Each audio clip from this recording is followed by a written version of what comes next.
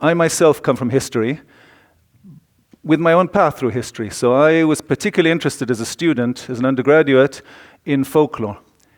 And that led me to Ireland. I'm not Irish myself. I'm now responsible for perhaps one of the strongest Irish studies programs in the world, which is a bit ironic because I'm in Boston. You'd think the city could find an Irishman in Boston or in Ireland, but no. But what led me to research Irish history was actually Irish folklore. And from folklore, I wanted to see the stories that had traveled over generations that people had told about the past as a different form of history. And that led me to a better understanding of oral history. And that led me towards memory, because I realized to understand oral history and oral tradition over generations, you need to understand memory. Oddly enough, after memory, the next step that in my research trajectory was that I realized you can't understand memory without forgetting. So I became an historian of forgetting, and that led me ultimately to become, to an extent, an historian of silence. And so this is the trajectory as I went along, and all the time memorialization, commemoration has been always there in terms of what can be publicly remembered, what can't, what people say, what people don't. We've discussed a lot of these themes throughout, especially I think the Emmett Till session was very strong exactly on these issues of what is not talked about, which struck me very, very strongly. I'm going to follow Deborah's kind of challenge, I think, in the beginning of the conference to talk more broadly about general ideas and concepts that we can all relate to rather than to something very, very specific. And try and put some of these things together. We'll see how it goes. And these are general reflections, and I'll even try to keep it as tight and short as possible so we'll have time for discussion, for a concluding discussion, because I think this conference needs a concluding discussion to raise the different points we found from different areas, not just specific about the talk that I have. So a few ideas I wanted to raise, and this is more historiosophical than historical. It's more philosophy, I guess, in a way, even though I'm not a philosopher. I'm going to talk about the connection between memorialization and memory. The two are not, we connect the two together all the time. We've jumped between the two, but they're not identical. If I'm talking about memory, we'll have to think about remembering and forgetting a bit. And then between memorialization and commemoration, that's what I'm going to talk mainly, the connection between memorialization and commemoration. The first point is a grammatical point, an etymological point, that the transitive verb to memorialize is not the same as to memorize. They seem the same. They seem the same. When we look at a dictionary, we use them in a similar way today. But if we look, for example, at the Oxford English Dictionary, the historical dictionary that looks at its past, we'll see that it's a recent. They're not. This happens over time. So we've got to think about this difference. Originally, to memorialize, up until the late 18th century, was often used in the case of to present a memorial, a petition, an address. And it becomes to be associated with commemorating the past over the long 19th century. Especially from the late 18th century, over the long 19th century, we get this modern sense of memorialization and commemoration. And because it came to signify commemoration, as an historian I have an interest in it, because I'm interested in historical commemoration. What do I mean by historical commemoration? There's different forms of commemoration, I believe, but commemoration of events and people from the past.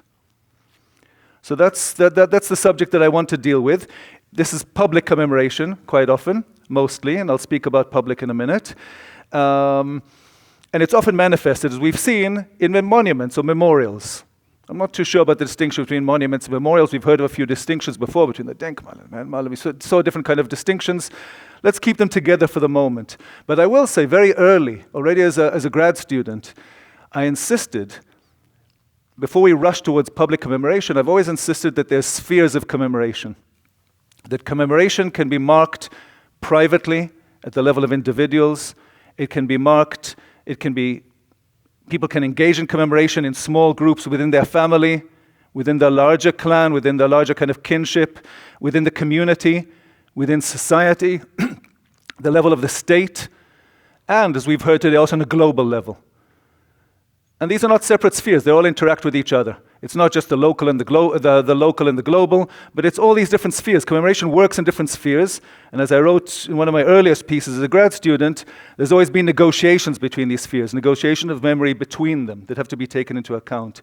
Maybe for that reason, I should point out that I prefer to talk in my work about memory in terms of social remembrance rather than collective memory. The word collective memory was used today and has been used all the time. I feel very uncomfortable. I work in the field of memory studies, and I feel uncomfortable with the word. I've always felt uncomfortable with the term collective memory, even though it's a complicated term and it's been conceptualized in many different ways. But the very notion of collective, with its impression of having some kind of homogeneity, uniform, societies never remember as a collective in that sense. It's always full of hierarchies of knowledge. There's always contestations. There's always different groups. There's no one memory ever. It's multiple memories. And I prefer to think of it in terms of a social interaction between these different spheres all the time. So I'd prefer to use social remembrance rather than collective memory. Sometimes there might be a case. I use it very carefully for collective memory. More often than not, collective memory is an aspiration. People think that they're conditioning the memory of a society. It's an aspiration of politicians and the hubris, I think, of historians who believe that they're shaping collective memory. Very little. But that's often a point to think about. Commemoration, or memorialization in the form of commemoration, is ubiquitous. It's everywhere and it's been throughout time. And so that was one of the reasons why I didn't feel that I needed a PowerPoint, because I could have shown more images, but I knew that becoming in the very end of a conference, we would have seen endless images by now, so we're aware of it, that commemoration appears in many, many different situations. As an historian, though, what can I add to this is I can try and historicize memorialization and plot it over time and see how it changes over time. Had I been doing a case study, or if you look at the example of one of my books, which is downstairs, what I did there was do a very, very deep, it's often considered a micro-history, but I did this micro-history over 200 years. I followed the story of a case which was believed to be forgotten and wasn't spoken about, and looked beneath the surface for 2 centuries at a very minute level how it developed, using thousands of sources.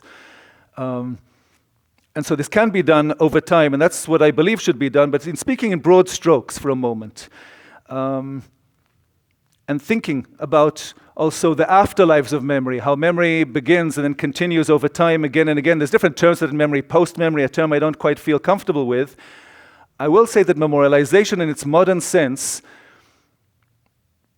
keeping again within the parameters that Daniel said before of looking at Europe, even though it happens in other places in the world, of course,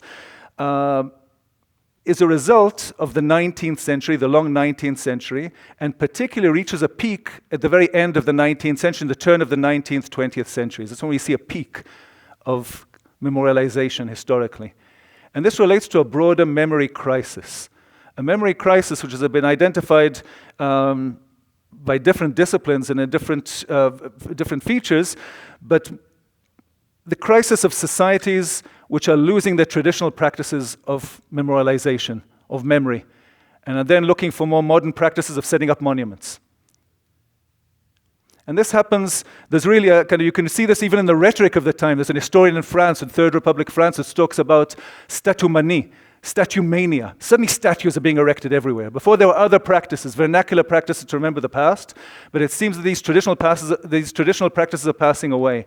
Maybe to quote the book that Daniel mentioned before, Eugene Weber. If we take all these practices, Eugene Weber looks at from peasants to Frenchmen. It's not just changing identity, but it's also a loss of all these practices that remembered customs in the village and harvest festivals and religious festivals.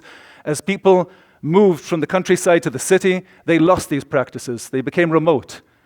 And in many ways, of course, there was an interest of the nation state. This is tied in with nationalism in the nation state to replace these practices with new modern practices through memorialization, through commemoration. So we see this boom happening around more or less the years 1870 till 1914.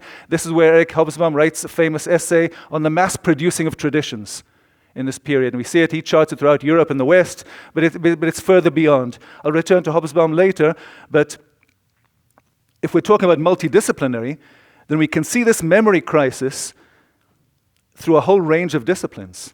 If we look at literature, which is kind of missing in this conference, often dominates memory conferences when I go to them. In literature, for example, there's an obsession with memory around this period of the fin de siècle. You see it, for example, in Proust, most famously. Proust, who writes his Remembrance of Things Past, La Recherche de Temps Perdu. And it's an obsession. It's a whole novel, multiple volumes, which are obsessed with how memory works. Or to give another example, since I deal in Irish studies, then James Joyce. What is James Joyce's Ulysses? a whole book which remembers one day. He reconstructs one day over a massive book, and it's all about how that day is remembered and reconstructed. 4th of June, 1904. Happens to be also a personal commemoration because that's the day he went on his first date with his wife-to-be. So he's kind of remembering Dublin that day and reconstructs Dublin remarkably. But it's also, of course, in philosophy. Nietzsche is obsessed with commemoration. French philosopher Henri Bergson writes Matter and Memory. Throughout philosophy, in the fin de siècle period, memory appears again and again in different forms. You can see it in art history. Abi Warburg would be an interesting art historian who creates this atlas to try and chart how art history developed as a form of memory, and that's quite remarkable. And even sociology, well, before that, let's take psychology. Of course, we should mention Freud. We think about Freud and memory, but also want to speak about experimental psychology. Then Hermann Ebbinghaus, the first psychologist to actually try and see how memory works. Very crude kind of way. He teaches himself invented words which don't make any sense, of 3 syllables. Of 3 letters, 2 consonants and a vowel in between, and makes charts of them and sees how long does it take him to remember them and how long does it take him to forget it. And he spends a year experimenting on himself. That's the first experimental study of memory around that period. And then sociology, of course. Emil Durkheim sees this problem of memory, and that's continued by one of his brilliant students. He had many brilliant students, but Maurice Halbwachs is the man who coins the term collective memory from sociology in the interwar period. So this obsession kind of leads to a whole series of writings about memory because people feel that memory is a problem, this memory crisis that happens. Maurice Halbwachs, like I said, coins collective memory, but if you look carefully at his writings, he wanted to talk about social memory. Once in a while, the word social memory pops up. He realizes that collective is a problem already there. With this statumanie is the outcome of this crisis, the erection of monuments everywhere. And people notice it, that these notions, that the nation state is erecting monuments everywhere. And I'll return to Hobsbawm, who documents this and talks about this very clearly a bit later, but I will mention, if we continue this axis, that you'd think that was the crisis, that was the big memory kind of burst of statue-mania, but it won't end in 1914, because after, as we heard today, after the First World War, there'll be another boom of memory, of memorialization of the Great War. It wasn't necessarily called the First World War because people didn't know there'd be a Second World War, so it was the Great War. But then all across, not just in America, we saw some monuments today from America, but it's across all the countries that participated, particularly in Europe, but also beyond Europe, of monuments for World War I. And then afterwards, World War II, as we saw also today. And so in a way, memory hasn't, our obsession with memorialization never ended once it reached this kind of peak. We've been on high energy all the time. Around the 1990s, once again, memory seems to be in crisis. That's the famous memory boom, which some of us are aware of in the literature, where people begin writing articles of why is there memory boom? It has its antecedents already in the 1970s, late 1970s, 1980s, when Pierre Nora, we heard about today, writes. He's one of the early writers, but in the 1990s, across a range of disciplines, people are writing about a memory crisis. Memory becomes a theme. And if that's seen as something that goes from the 1990s to the 2000s, it still hasn't subsided. That's why we have memory studies. That's the birth of the modern memory studies. And people have tried to historicize that and spoke about different waves and how it changes, but it's the same phenomena. This memory boom, which was supposed to be something which marks a new fin de siècle at the end of the 1990s, 2000s, you're supposed to relax afterwards. We haven't relaxed. We're still in the age of hyper-memorialization. So we're working on steroids all the time. It's not ending. Maybe cosmopolitan memory has gone down, but others haven't. Memorialization as a theme is a sign of our times for a long time. One of the terms which was introduced, was I was surprised not to hear at all in this conference, so you need an historian maybe to bring us back to that. And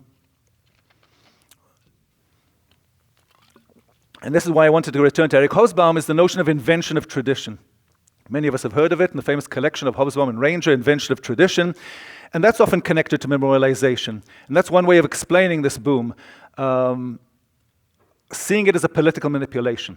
We've treated that quite so in a few cases in some of the papers today in different ways, but Eric Hobsbawm more or less says exactly around the emergence of the nation state, there's a need for these inventions of traditions which are imposed from above by the nation state, and people accept it and they create a new culture which is supposed to create some kind of new to use a word which was used earlier, new solidarity under the guise of nationalism, to bring people, to give them, people have been dislocated, relocated, find themselves in new communities, and to give meaning to these so-called imagined communities, then we use memorialization. So it's connected to invention of tradition. I've always had a problem with this term, which is supposed to be an easy answer for why we're obsessed with memorialization. Mainly because, yes, we could argue that all these monuments have some kind of political context, but they're not always overtly political manipulations from above, imposed from above. The situation is much more complicated. In fact, in many cases, when I actually looked at it closely, when new monuments and forms of commemoration are imposed from above, communities react in different ways. Sometimes they accept it, but more often than not, that's not what happens. If it's completely opposed from above, people reject it. Invention of tradition, it doesn't just happen like that. Somebody invents ex nihilo out of nowhere, some kind of new form of something to commemorate. Often communities reject it. The statues come there, they fall apart after a short while. Nobody has an interest in them. In other cases, in most cases what happens, there's a negotiation of memory that happens. People see, does it conform to their memories of the event as they remember it? Can they change it? Can they play around with it? Even if the monument represents what the state wants to make, what happens around the monument is a different story, as we've seen. And so they're being renegotiated in different forms. So in a sense, it's not invention of tradition, but reinvention of an existing tradition. There's a memory of there, it's not something completely new, and that's being renegotiated, regenerated, reinvented. And I think that works better as a concept, and you can only really realize it if you do these close ethnographic studies. Folklore has proved remarkably useful for me in these cases. When I see existing traditions that existed before and see how are they represented in the monument, and if not, what ways the community finds to engage in their memory when the monument doesn't represent what they expect it to see. Speaking in general terms, but I hope many people can relate it to their own work, because you can see how this works in many dynamics. And we can think of the many examples afterwards. So we're going to return now to this relationship of the memorial and memory. And even that is not as straightforward. In fact, it's antithetical in many ways, I believe. And I think, Jared, your paper made it very clear why it's antithetical in many ways. This notion, the illusion that we have. First of all, again, look at aspirations. I'll give one of the quotes, which is quoted in a couple of papers here, but it's one of the quotes which appears like cliches. I'm always worried about the cliches we use in memory studies. This is Arthur C. Danto's quote, written in 1985 about the Vietnam Memorial. We erect monuments so that we shall always remember, and build memorials so we shall never forget. That seems obvious. Endless articles have used this. People have used it in different situations. It seems obvious. We erect monuments so we will always remember, and so that we will never forget. And again, that's an aspiration. That's maybe why we want to erect the monument. It doesn't tell us what actually memorialization is. In fact, quite the contrary. And this is the point that was made before about putting memory in stone. Memory is always fluid, always changing. I think, Janet, your paper made it very clear. It's always changing. And to think about it, actually, this is made very clear in a very early one of the very earliest studies of memory. I mentioned Hermann Ebbinghaus in the late 19th century. Well, in the early 20th century, Frederick Charles Bartlett of the University of Cambridge did a series of experiments where he showed on his own students, where he more or less showed that memory always changes in each retelling of the story. And the point was that memory is an effort after meaning. We have to make it something meaningful for our own life. That was his definition of a whole book on remembering, which is one of the foundations of modern experimental psychology of memory. Memory is an effort after meaning. But a memorial doesn't have that ability to change and adapt that much. More than that, we cast it in stone, we petrify memory, and we expect it to stay in that position. But let's think of it from the very basics. Material is going to decay at some stage anyway. The moment we cast it in stone, we know it's going to be subjected to the elements, to the weather, to time. Monuments are doomed from the moment they start. We shouldn't be surprised. From the moment we set up a monument, we're already dooming memory at that moment. Even before the fact that we've frozen it in time, but by freezing an image of memory at a certain moment of how we expect it to be, it's not going to stay relevant because we change all the time. We talked about presentism earlier. That's exactly the point, that memory is a negotiation, always a dialogue between the present and the past with an eye to the future. That was made very clear earlier today.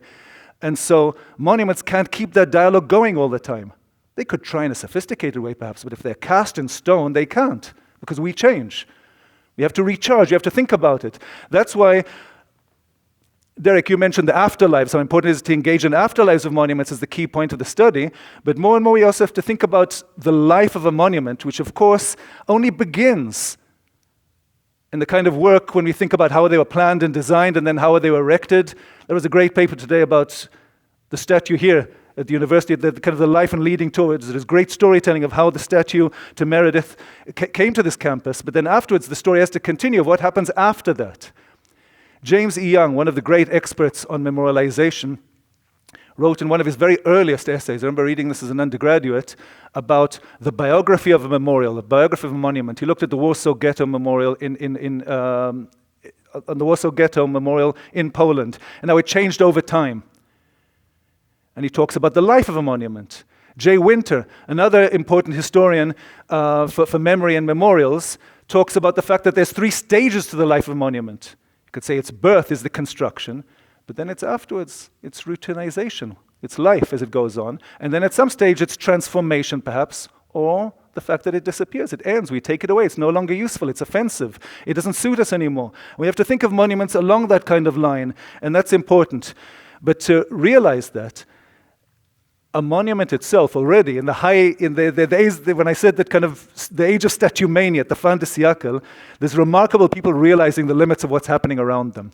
One of the founding figures of architectural history, Alois Riegel, writes in Vienna, he's looking at these monuments and he says, he writes an early essay on monuments, and he writes, for monuments to continue, they need to be constantly maintained. They require maintenance. Now, he's thinking of it in terms of the actually architectural structure of making sure that the plaque, when it's wiped out, to kind of chisel it again and make sure that it's there. But it requires memorial work all the time to keep it alive, right? That's one of the key points. And as it is, the quotes that we say all the time is what happens after it's erected. Usually when it's erected, there's a big ceremony, and there's a big crowd attending it. And we go back to that moment as historians of memory, and we document that moment. What happens the day afterwards? What happens the year afterwards? Well, quite often there's a routinization, as Winter mentioned, and we have memorial days. Memorial days means often annual days where we gather, or anniversary days, 5 years, 10 years, centennial days, we gather around that monument again. Memorial days, again, is a modern kind of construction in terms of memorialization of monuments. Memorial Day in America comes out of Civil War discussions on Dedication Day. Remembrance Day in England comes out of World War I. These kind of memorial days which are dedicated. But even memorial days are interesting, especially for me coming to America, when you see that most people in memorial days actually don't engage in memorialization, right? They go shopping. Let's think about what is memorial. It's a day off school. It's a day off work. It's a bank holiday. But in between these moments, when we engage with the monument, what happens with the monument in everyday life? And that's been commented on repeatedly here. In some cases, yes, we have to walk through the street, we encounter it, we have to think about it. But in most cases, even if they're striking monuments, we're still busy with our life. We ignore them, we keep on walking by. Again, one of the great speakers from the time of it's remarkable how many people noticed already in the heyday when this began, this kind of statue mania began, the famous quote of Robert Musil from the Austro-Hungarian Empire, and it's fantastic. Monuments are so conspicuously inconspicuous. There's nothing in this world as invisible as a monument. So they're there to disrupt the landscape, to change things. We see all these statues around. But think about it. We all see monuments during our day, every day, but we walk past them all the time, all the time. I'm living in Boston at the moment. The city is full of statues. I ask my students, did you see this? Did you see that? They're not even aware that it's there, but they've passed it 100 times, all the time. So what does this mean for memorialization? A great book, by the way, came out on this by recently, Andrew Shanken, The Everyday Life of Monuments, 2 years ago, and it's fantastic, where he looks at what the other functions beyond memorialization, what monuments do. And they do lots of other things in their everyday life. I think monuments have a function, but they don't only engage in memorialization, which is what we think they do.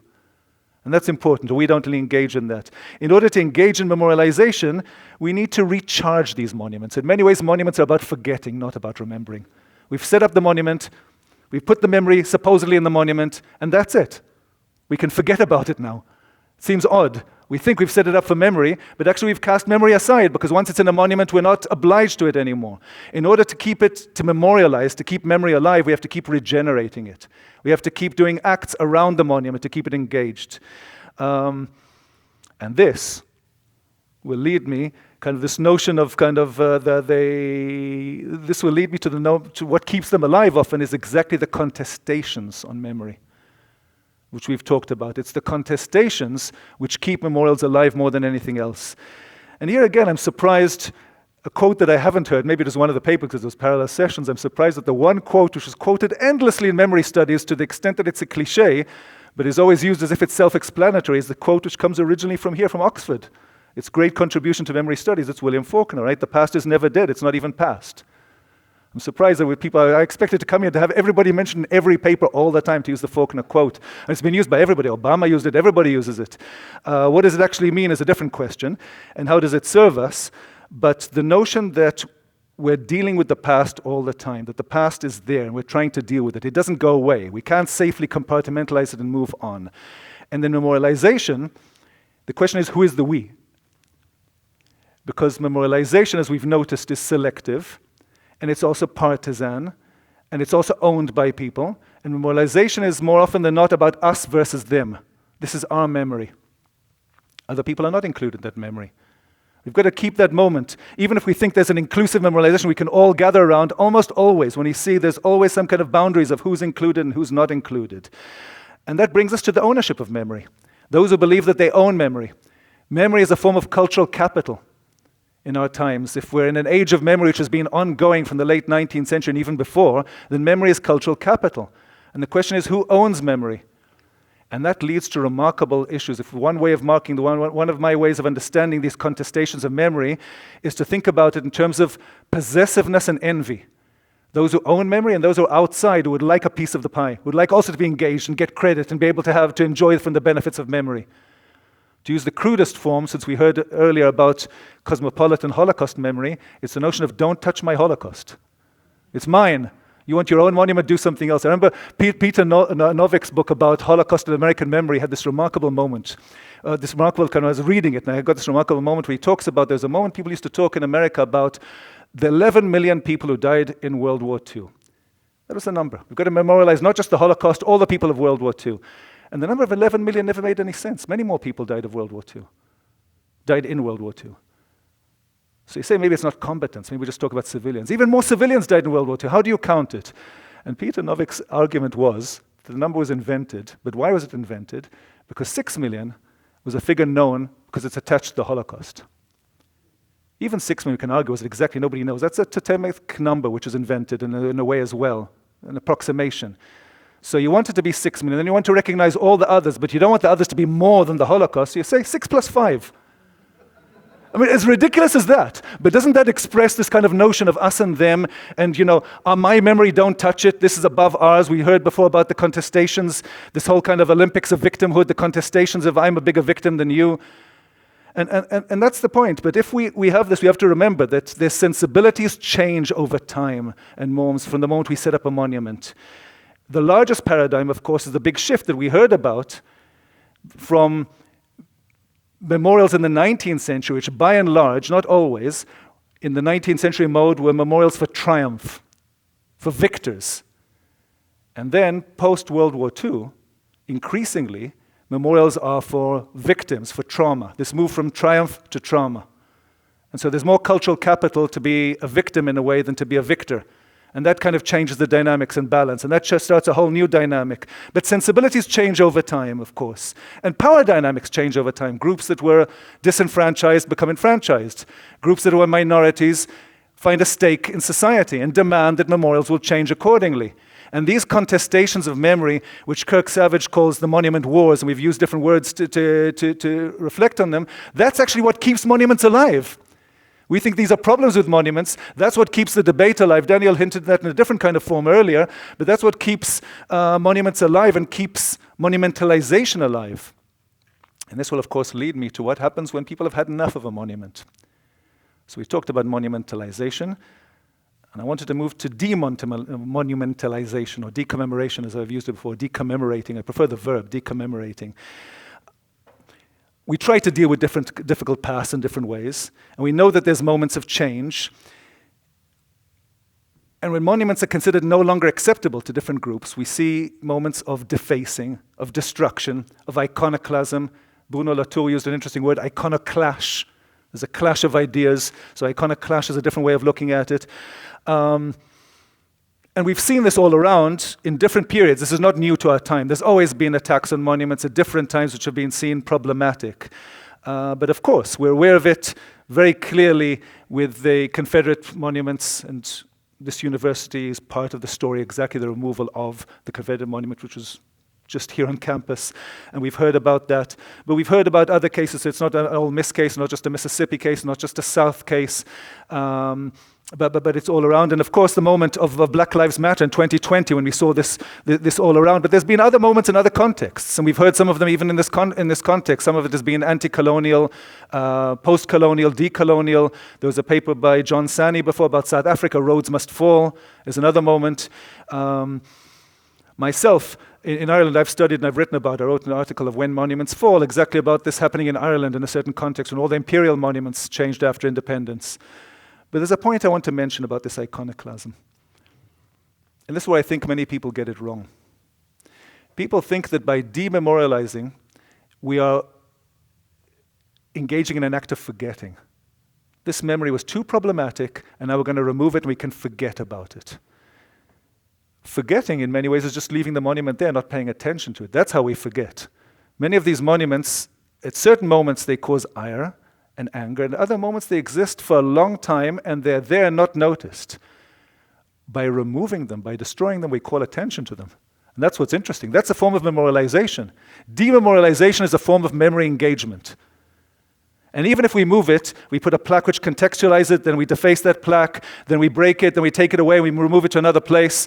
Even that is an act of memorialization of statues which have long been forgotten in public discourse and makes them alive again. So in a sense, dememorialization is less an act of forgetting than an act of remembering. We still know now where the monument which was removed from here, where it's been placed. So it still remains in our memory. It's still there. We haven't got rid of it in our memory. We can't take it out. And it's interesting how different people notice this. Art historians like David Freeman in his book on iconoclasts and their motives calls iconoclasm an attention-seeking act. Anthropologist Michael Taussig, to see how different people notice this in his book on defacement, writes, statues come alive precisely when they are destroyed. Before that, they're dead. You bring them to life by destroying them and turn them into an item. And so that's one way of looking at it. Another thing is to notice is that dememorialization triggers rememorialization. There's always a gap that's missing there. Either we fill it with a new monument, and then we say that's the new monument which stands in place of where that one used to stand. Or quite often, and you see this across many places, all across Europe, I keep encountering it, is the pedestals which remain after the statue is knocked down. And then that asks questions. You see that. There's a missing gap. And then there's city debates and town halls of how should we replace and what should come there. So it instigates something. And even the smashing itself, when you look at it, when I've looked at it ethnographically in different cases, people keep, I don't know what happened here in different cases, but people often keep souvenirs of the act of iconoclasm. The most famous example would be the Berlin Wall. Berlin Wall was destroyed, and people keep in their house little bricks, little pieces of the Berlin Wall. Some of them might even be genuine. I'm not sure. But they keep these as a moment. The case that was mentioned before of Bristol, of Edward Colston in Bristol, the man who financed slavery to a large part of England, as many people did, and he was decommemorated. So his statue was defaced, it was broken, it was thrown into the river. Later on, it was taken out of the river and moved to a museum as being prepared for an exhibition, exactly about looking at this kind of process of what happened. So it's remarkable. It wasn't left at the bottom of the river. People felt something missing there with this statue. You had to re-engage with it. And even to think about, Derek, and your work before that, about streets renaming. When you dename a building or dename a street, you have to rename it because you've got a building, you've got a street, you have to replace it, right? So that's always a debate. That's always a debate. When you say this name is no longer acceptable, then we have to think, what's the new name which is there? And there'll always be some diehards of say, I remember that name. I remember the previous street name. And that starts a whole folklore in itself of those who remember and those who don't, the previous street name. So dememorialization triggers rememorialization. And if I want, with all of that, to kind of move a step beyond. So we've talked about, just to explain what we've got to memorialization, dememorialization, rememorialization. Maybe what I want to add to this debate here, to add something else, and this might be engaging in an interesting way with forgetting, but maybe not, because the more I studied forgetting, the more I realized I was actually studying other forms of remembering. And that's a problem. It's not that we don't forget, it's that what we Maybe something about forgetting, a quick insight here. As somebody who spent quite a lot of time thinking about forgetting. It's not that we don't forget. In fact, forgetting is the norm. We forget most of what we see in our everyday life, and most of history has been irredeemably forgotten. But when we talk about events that have been forgotten, that's a different story. Because we signify those events so we know that they were remembered. So it's not quite forgetting.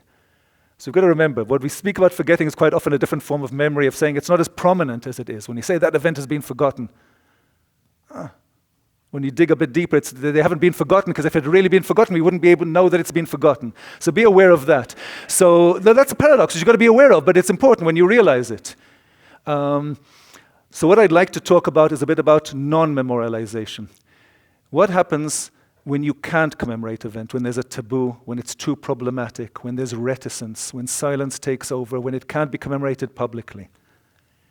Memories that do not fit memorialization. How do we engage with that? And what happens in this case?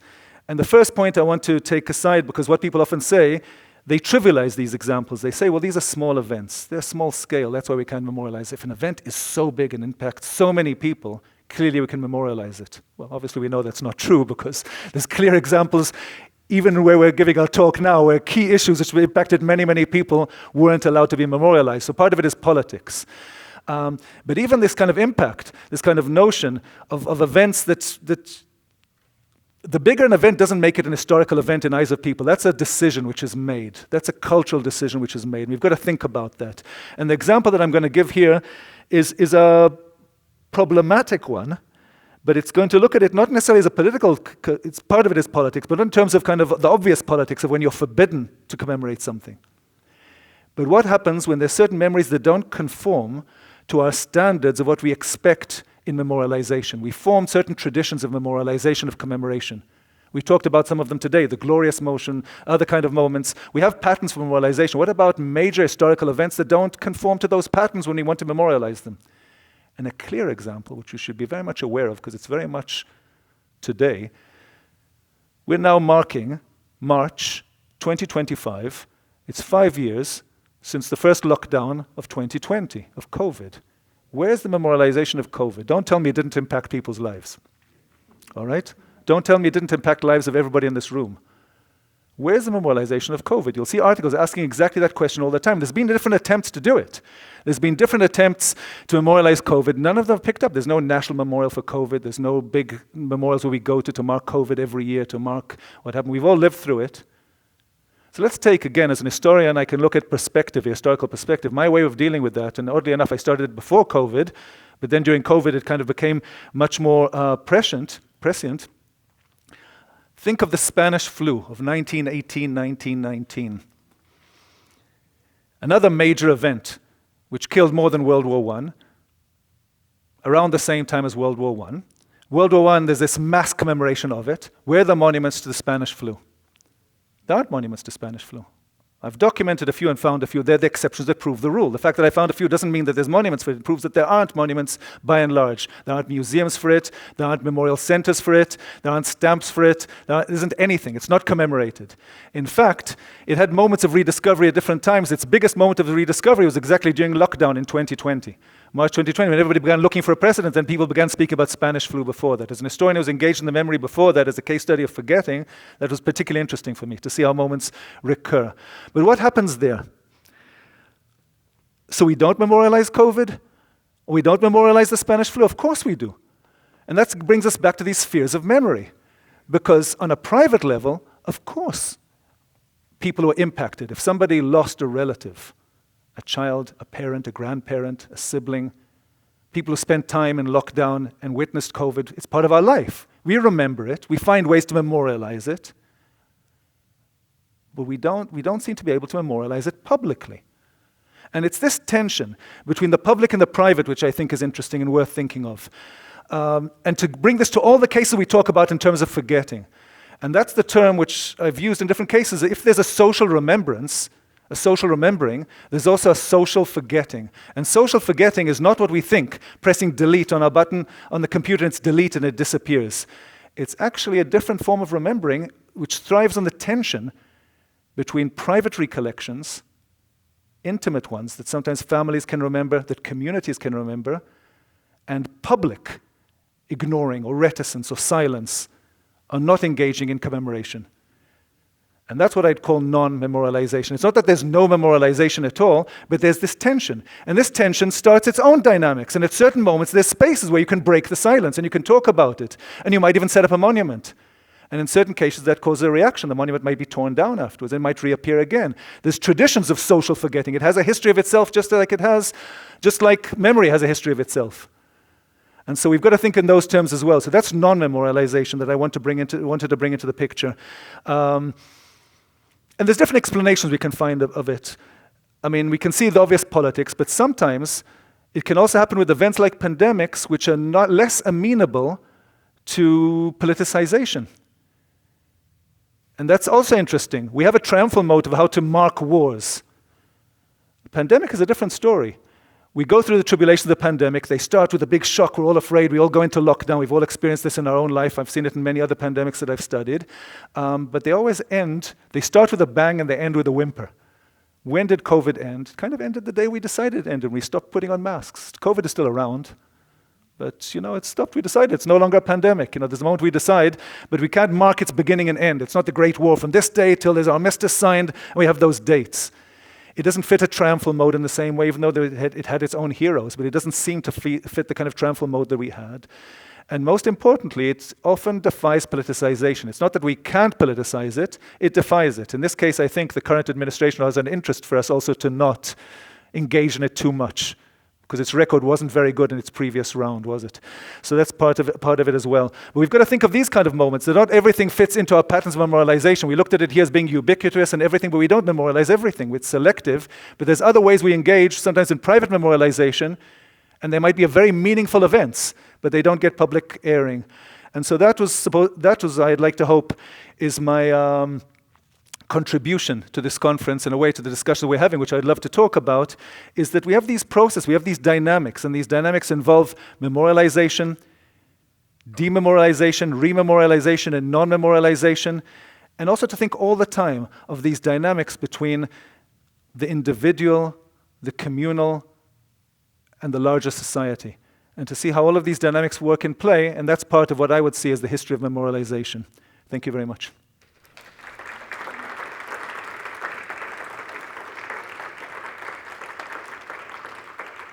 I'm hoping I gave you some information, enough to talk about, because I kept myself short for a good discussion. Please. Yeah, got it. Really, lots of food for thought. One thing that strikes me is the question of kitsch. And what made me think of that was your description, your joke about the Berlin Wall, right? So here you have a decommemorative practice, tearing down of this wall.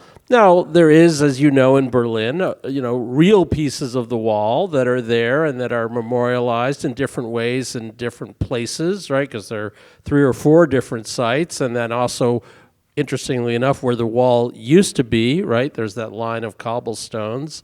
It's a very nice example of, memory and forgetting. But then you said, yes, and everyone has a piece of the Berlin Wall, and some of them even are authentic. In other words, that's been reduced to a commodity or a piece of kitsch, I think. So I'd be curious if you could talk about how, decommemoration can lead in that direction, perhaps. Well, why go to decommemoration? Start with commemoration and memorialization. It's full of kitsch. And then who's to decide what is kitsch? That's a bit bigger question, I find. Meaning, if it's meaningful for people, who's to decide what is kitsch, what isn't, what's authentic and what's not? These are difficult questions, which I think about a lot. I did make the joke. I did make the joke, and people laughed. So it's not. It's all on everybody here. Let's just remember that one, right? Yes, this is a. But in a second, then, just to make a point about this, about what happens with kitsch. But of course, we already encountered this before when we felt an uneasiness with the holograms of the Holocaust survivors. Remember? Didn't we? Wasn't that exactly the discussion we were having? To what extent is this kitsch? Is this inauthentic? The first answer is to say that memory is always entwined with sentimentality. Let's take away the word kitsch before that, because kitsch also relates to its commercialization. It's always entwined with sentimentality. And again, who are we to decide? Because it's meaningful for people. Often people say there's a critical mode and a sentimental mode, but the sentimental mode is often the one that people choose. Jay Winter made that point very clearly when he was talking about memory of World War I, that there's supposed to be the birth of modern memory. But for most people, they preferred sentimental memory. That's what they wanted. It wasn't imposed on them. That's what they wanted, sentimental. That's how they wanted to mark their dead. Yes, there was a critical debate about the price of the war, and yet most people found consolation in sentimental memory. We've got to accept that as well, or at least recognize that.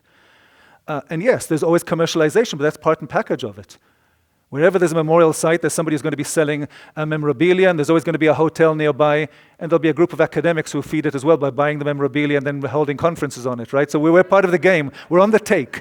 But the last point to make, and that's the more frightening point, is the more you engage with the authentic, is that authentic itself is a constructed category. There is no pure genuine. Right, so what the monument is authentic, and when you break it up, then there's other shards which are not from that real monument. It's all fabricated in a way, and we authenticize things. If we give them meaning, we make them authentic to us. So that's part of it. But I know Daniel wanted to take me up on this. Yeah, I wanted to defend kitsch, or rather mass culture. The much maligned mass culture turns out to be the source of historical memories. Mm-hmm. That is to say, I don't know about your experience, but my students know nothing about history. And this is, an R1 university or whatever. And if they know anything, the Holocaust, for instance, would not have been a popular thing if it wasn't for the, I would say, slightly kitschy TV series, The Holocaust, which was a tremendous success. Pearl Harbor to us is communicated, and so on and so forth. So whatever we think about it, the much maligned mass culture, Frankfurt School, yes or no, is making an impact, right? So because it's mass culture, that's the idea behind it. So I think it's a very important, how should I say, mnemonic gateway. We might not like it, but that's really besides the point. Yeah, but then again, to go back and forth with these dialectics, of course, popular culture is where it's at. And then again, we also have our own sensibilities. We police. We decide what is kitsch as a society in the end. And some things are seen beyond the pale. Are you allowed to take a selfie when you visit Auschwitz? These kind of pictures, what's acceptable, what's not. We saw the image of people running on the monument in Berlin. What can happen in different cases? What's acceptable, what's not? We police these sites in different ways. We decide for ourselves what's kitsch and what's beyond not acceptable anymore. And that changes with time as well. Thank you, Guy. That was a great provocative talk. In some ways, it mirrored the first talk I heard at this conference, which was by Ned, talking about the 1990s memory boom and the memory crisis of the 90s and the end of history. And then you opened your talk with kind of late 19th century memory crisis. And if I follow, in both cases, memory is triggered as a form of compensation for geopolitical movement, for the acceleration of modernity, for the sort of perceived loss of something as modernity moves forward. And I just want to sort of hold that idea of memory as compensation for like space-time compression or something.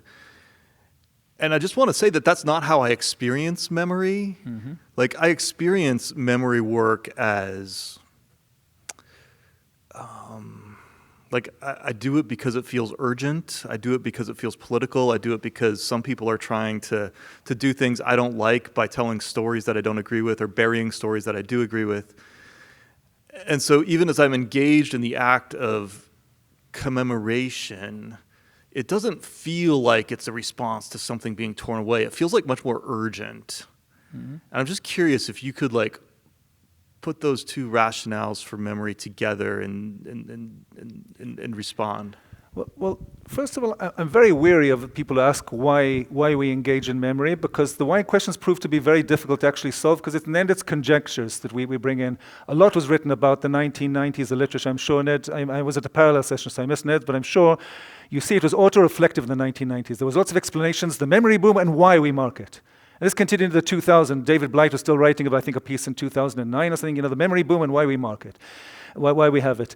And people are giving whatever conjectures they can give. And they can only hold for so long because it hasn't gone away. If they're already historicizing that moment, the moment refuses to go away, so it's become a culture of memory that we engage in all the time. So clearly this compensation is not enough as an explanation. It's given us tools and means to give meaning to our life, to engage in activism in your case, and in other cases, many people, memory activism and memorialization is a channel to engage with the past. It's given many people meaningful ways to engage in history in a more popular form and a non-academic form, to engage in public history. So I think it's become part of our culture and the way we engage with it, that modernity is not only about, people like to sell us that we're moving only forward and forgetting the past, putting it aside. People always feel a need to engage with the past. How you engage with it partly is memorialization. So I'd say what you're feeling, this kind of urgency that you feel, whether it's urgent or not, it's part of the sign of our times, and it refuses to go away, which makes it even more interesting. And every time somebody has a story says and explain that was what happened in that day or around that decade, then it should have ended at that decade. Right? So that's part of it, I think. That's just a partial answer. The more interesting question is less why we commemorate, why we memorialize, I believe, than how we memorialize, and to see how that changes over time. That we can document and see. The why, we can offer suggestions. So our university, last year, someone correct me on this if I'm wrong, celebrated its 175th anniversary. And those of us who took the tour with Don Guillory, I think it was, that the origins of the university are fraught, to say the very least. But the current operating of the university has very little to do with the origins of it, right? The university as it exists as an R1 research institution that is set about hosting conferences and educating students, brushing up its general education curriculum, et cetera, et cetera.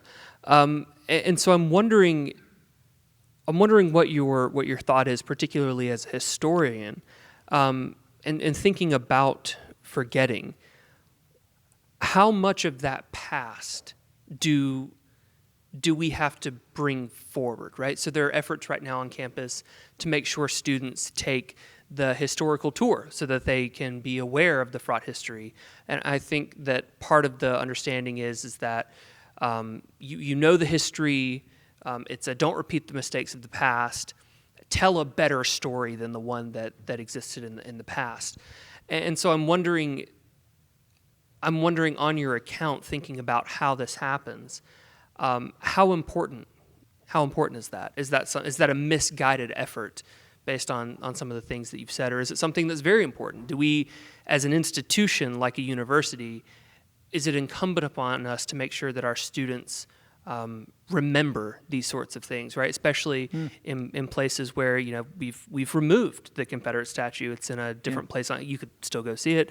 It's in a different place on campus, but how important is it when we bring them in that we're retelling these memory things, that we continue to rediscover these aspects of the history?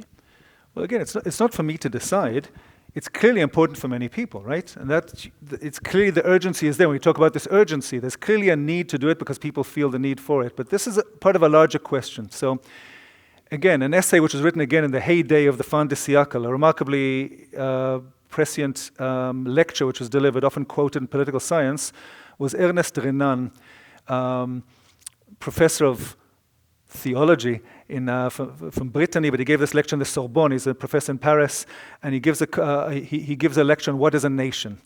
And one of his points that he makes, it's a remarkably contemporary essay written 150 years ago. So it's remarkable how he touched on different points. And it's a key foundation often used in studies of nationalism.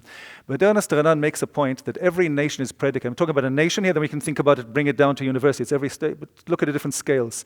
Every nation is born out of forgetting, he claims. Why out of forgetting? Because they're always born, every nation state is born out of violence.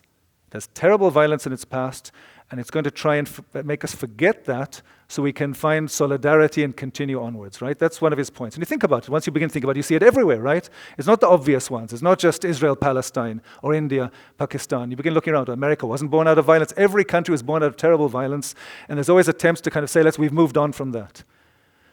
But the remarkable thing is those memories don't disappear. That's exactly where the Faulkner quote is useful, right? Where there's these troubling memories that are there, which are not always commemorated publicly. But they're sitting time bombs which are there waiting to be discovered by people who will find interest in bringing it back to remind people about this, because it's a way of making ourselves better, understanding our past and understanding how we came here and understanding the legacies of those problems, because by ignoring them, the legacies are still there in different ways. So how important is it? It's very important. It's crucial. And again, it depends on who takes this mantle on. Is it a policy of the university? That's very interesting if it'll do it, because it's dealing with its past. If not, it often has to be imposed by memory activists, which will force and campaign and get to it. Other questions can remain, and this is a more problematic one. We don't think about that. So we think about, there's a lot of thinking now in memory studies about memory activists, and this is considered a good thing. It's good to be a memory activist. We feel good engaging in memory and bringing it out into the open and taking things which have been silenced for a long time and bringing it to the open. As an historian of silence, and there's traditions of silence, just to be clear, silence is very vocal. It's just people speak at home and don't speak with other people. We heard today also about Emmett Till, what you'd say to other people, what you'd say at home. Silence is vocal, but it's muted. It's where you hear people speaking. I think there's an old history of silence you can do about saying things you don't say in public. But one of the interesting things that we should be aware of, there's very little debate about that and the ethics of memory activism, is how forceful is memory activism? What about certain people who prefer to deal with things through traditions of silence? Communities have learned to deal with different problematic episodes, traumatic episodes, through traditions of social silence, meaning you talk about it at home and you don't talk about it in public. When you engage in public, it's only in safe spaces. You do it in certain ways. And this is exactly a dilemma that happened in one of the papers today. What happens if somebody gives you a piece of information and you don't want to take it out? Is it your duty to bring it out or not? But it's a question, do you respect that or not? So there's ethics to that as well. That question isn't as simple as it seems. It requires thought at every moment. What do you engage in public or do you engage with in other ways? There's different ways of doing it. That's part of the process we're thinking about, right?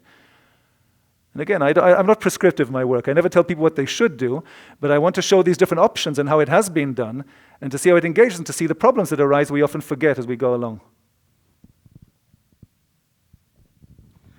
The comment about moving the Confederate statue from the university here, what my understanding is that the reason that they moved it, it wasn't really about doing the right thing. It was about money. It was about the fact that African American parents were not going to send their kids to this college and university, and that they would also not meet requirements, and if I'm wrong, please correct me, for some sporting events. Like, for instance, whatever, I'm not a sporting person, so whatever their sporting events were, they would not get to be to have that game at the university. So that was my comment about that. And the other thing... But just a quick one on that one. Mm-hmm. That quite likely might be true, and yet you need the circumstances and the option for it to happen. It might be a structural thing that they were losing money on it, that it was problematic, that it might be embarrassment to some people, but you needed the moment of 2020 to happen for that space to open for the removal of monuments. Yes. So it's this configuration of how things happen when there's suddenly a moment where there's a decommemorative craze where people say there's an option of doing it. It's been simmering under the surface before that, and they'd been losing money probably before that, but you needed that moment for it to happen to allow it to happen. Yes. That's just a comment. But please, sorry. And the last thing I want to tell you about the memory of COVID, I was just speaking with her about it today, and it's sad that my memory of COVID is memorized forever, because I remember exactly what I was doing when I first heard of it, what exactly did I do afterward, and then the other part, I remember the death of so many friends, my keyboard for the band, my cousin and brother, and so many of my family. And so I hate to have to memorize that, but that's, when you talked about COVID, it made me think about that. Absolutely. These are difficult things. And one way of saying it is we'll be able to memorialize COVID when we feel ready to do it, but I'm not sure that's how it works historically. Like I said, there was a pandemic 100 years ago. People didn't get around to it when they were ready to do it. But it's this notion that we remember it, but we haven't found space to publicly memorialize it. And that's on us, that notion of why our society isn't able to do that raises questions.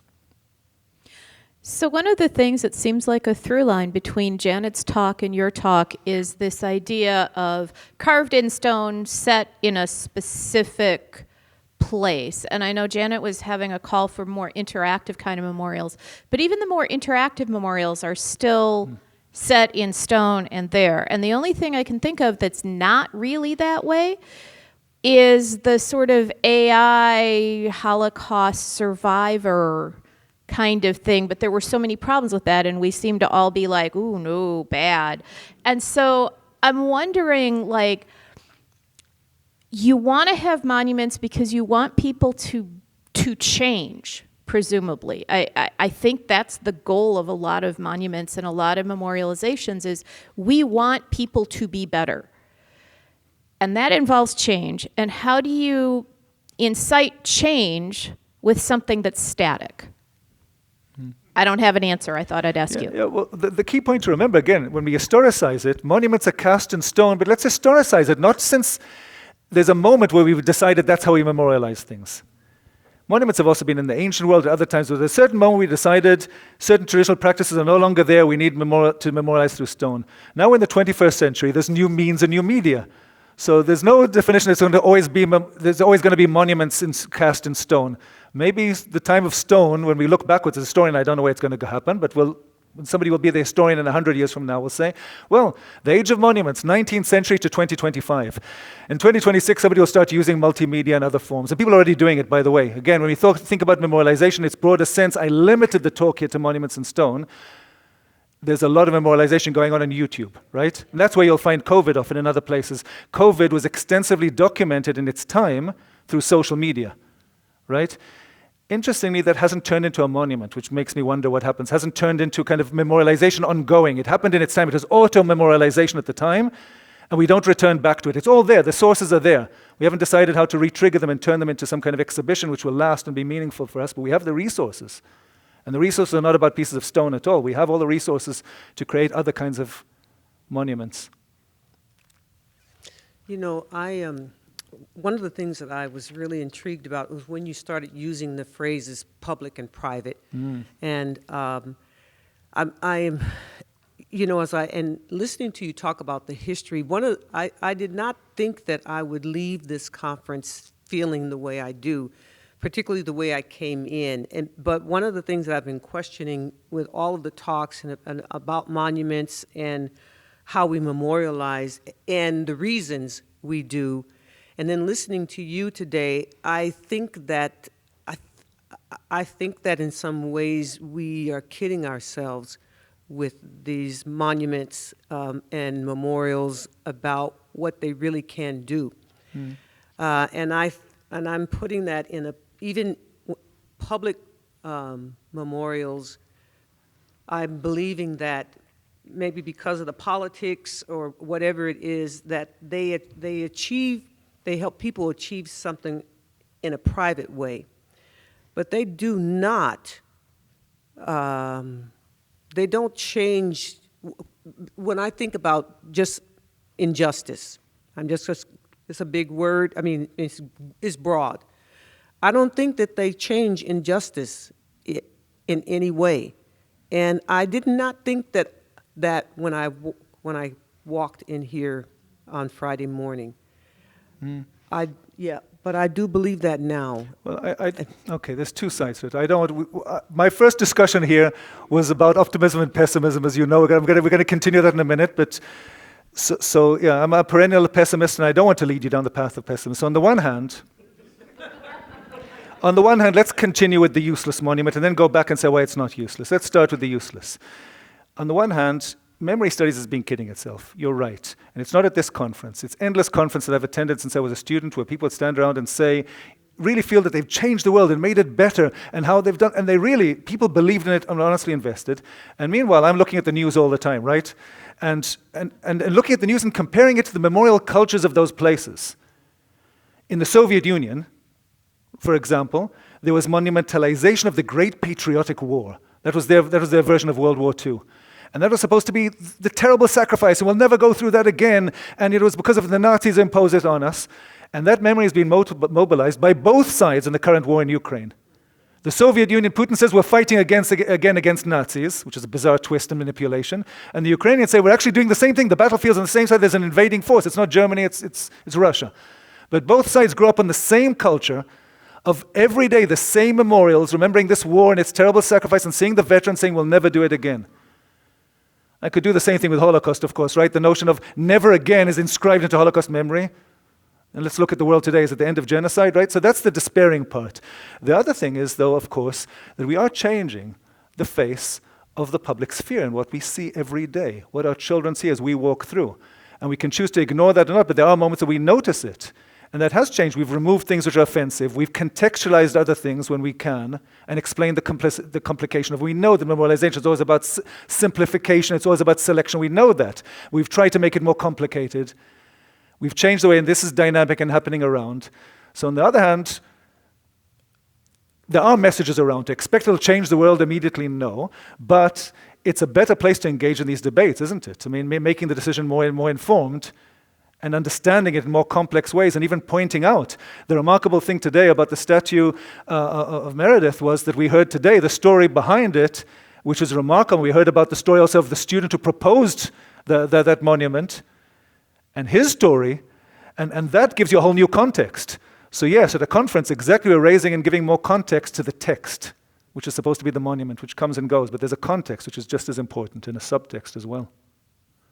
But I saw that's please. Yeah. I will say you do sound more optimistic than Thanks to yesterday you. morning. See, so, I do. I feel it's been a joy being here because, and we've said from the very beginning, I feel like an outsider invited in, being a theologian. But I wonder how much that speaks to this entire project of memorialization, because from how I see it and the things that I hear being talked about the change and the things that are forgotten, the things that are silenced, the things that are remembered, and the role that faith plays in all of that, regardless of anybody's faith practice. Like, it's so much of it is essentially an embodiment of memorialization at a community and personal level. And so I wonder really just how much of that do you see in what's going on around here now, of this idea of memorialization not being just this stone thing. I think Nicholas Wolterstorff, he talks about even memorializing in concerts. And we call it a memorial concert. But then we try and act like it's different than a statue, but how is it different if we also call it the same thing? No, there is something real that's there. There's something that's consistent there. But what is that thing? And so I guess what I'm just trying to get at is like this, as you talk about these waves of memorializing, dememorializing, and all these different things. And then I'm thinking faith-wise of like going from Orthodox traditions to some of these newer things that are happening within faith. How does that fit into this broader thing of how we remember and what we choose to forget? Well, again, we had this discussion at the very first. We began this discussion the first day. I don't come from a position of religion per se, and yet I recognize from the very beginning that commemoration, or the term we've used here, memorialization, is tied in with religion from the beginning. It's tied in with the audacity of the French Revolution to claim that it's abolishing religion and replacing it with another form of religion, which was statues and ceremonies, which was a mockery of saying it's the same thing. It's ceremonies that long before there was Bastille Day as a modern creation, exactly from the age of statue mania of late 18th century. But the first time they celebrate the fall of the Bastille is a festival, a state festival, a year afterwards, with its monument set up afterwards and things set around. It's called the Festival of Federation. And so even if people kid themselves that they're secular, there's faith involved in commemoration. I mean, it's a form of modern religion in any case. That's why it's crucial to bring theologians into the debate to understand those dynamics, even from people who deny it. The other aspect is to realize, when I talked about spheres of commemoration, just to explain, as a student, I tried to work my way through it, and somebody who's not from the Christian faith, I wanted to understand how things work in spheres of commemoration, not just public ceremonies. My model was the Christian Mass. I'm sorry, which is something which is very personal, but also something you celebrate in a family, in a community, and it's commemorative. It marks a specific moment, just like Easter marks. It's a commemorative moment, which is all about commemoration, about the past, and reenactment of an act, or the Jewish Passover, if you wish. It's a reenactment of an act that works on different spheres of commemoration. So yes, I think these rituals, which either we've inherited or legacies from religion, or they're manifested in religion at the same time, religion is part of the debate. Absolutely, faith is there. So, and this in some ways draws this together. I mean, we're focusing so heavily on monuments. Someone said monuments are about change. I would say the opposite. Monuments are designed to keep things the same. And it's this conversation that's beginning now finally to migrate into the realm of ritual and active memorialization or active commemoration. That's often about both marking the past, but also looking ahead to the future. And I do think actually a religious ceremony is a very nice analog to that. So I was trying to think, about how there are ephemeral memorial activities other than monuments. So one thing we haven't talked much about at all is museums, which are much more adept potentially at doing that, I would think. So for instance, think about COVID. It's true, no COVID memorials, but lots of museums suddenly started saying, oh, maybe we should have an exhibition about the Spanish flu, right? Yeah. So there's kind of a recursive effort in museums to return to the history of that. But then the one thing that came to my mind is a really good example of kind of an ephemeral and active memorial project would be the AIDS quilt, for example, right? And so those are the sort of things that I'm thinking about now as almost an antidote to the stone monument, which, reifies things or actually is a monument against change. That's certainly what all the monuments littering the southern landscape were about, right? And that's why people still defend them, because they don't want change. So I'm going to spoil the party a bit. Now I'm going to return to my pessimism. I'll show you why. But no, I completely agree. And that's, again, the twist of how you add ization to a word and it changes. We're not really talking about about memorials. We're talking about memorialization, which is a process, which is ongoing, of course. And of course, it's not just monuments. Of course, it's all these other factors. Museums, not all museums are memory centers, but some of them are definitely designing themselves as memory locations and memorial sites. Absolutely. And public libraries as well, and other places, and all these various forms. But here's another term I'm going to add just briefly, just to realize when I was developing the notions of social forgetting as a notion of the tension between remembering things in private but not finding recognition in public, I realized there's a similar dynamic. Just to be aware of this, if we talk about the ephemeral and various forms of cultural forms, then of course literary critics, which are missing here, will say, what about literature? Literature is a form of memorialization. Of course, books, Netflix now, series, TV, media, all of that is true. What I've noticed is another dynamic, and this I saw very clearly with the Spanish flu. So you'd think the Spanish flu had killed so many people, and there were so many artists at the time, you'd think it would be a major staple of European literature and afterwards of cinema. Barely mentioned. It's there. It took me a long time to find it. And each time I found it, people said, well, you see, there's the literature there. There's great artists painted about it, but they're not known. Or they are great artists, but those paintings of theirs are not known. So there's another dynamic we should be aware of in this context, and it's a dynamic of cultural forgetting. I'll explain what cultural forgetting means as I understand it. Again, it's not about pressing delete and forgetting. It's about the dissonance. If social forgetting is the dissonance between the private and the public, cultural forgetting is about the tension between what gets into the canon and what's deemed as marginal. Yes, there's lots of things happening around, but look even at the word you used yourself, ephemeral. Some of these works might make it in the canon. They might be recognized. They might be in the Smithsonian. They might make it up there. Many of these other things are seen as, by many people, as kitsch, right? They're looked down upon in different forms. So it's this kind of that's another way of policing memory and keeping things out.